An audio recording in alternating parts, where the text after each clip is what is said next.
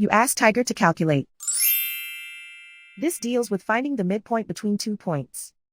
The midpoint between the 2 points is -12.5, -5.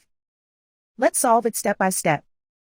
Plot the 2 points and calculate the midpoint using the formula. The coordinates of point 1 are x1 equals -30, y1 equals -94.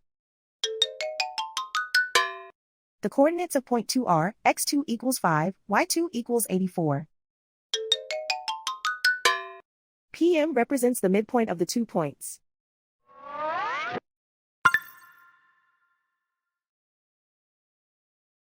Use the x values in the midpoint formula to find the midpoints x. x1 equals -30. x2 equals 5.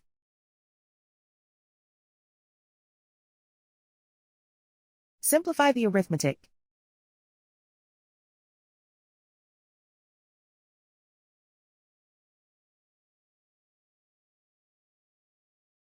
Use the y values in the midpoint formula to find the midpoints y. y1 equals -94.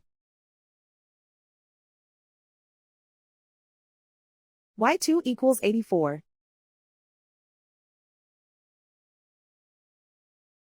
Simplify the arithmetic.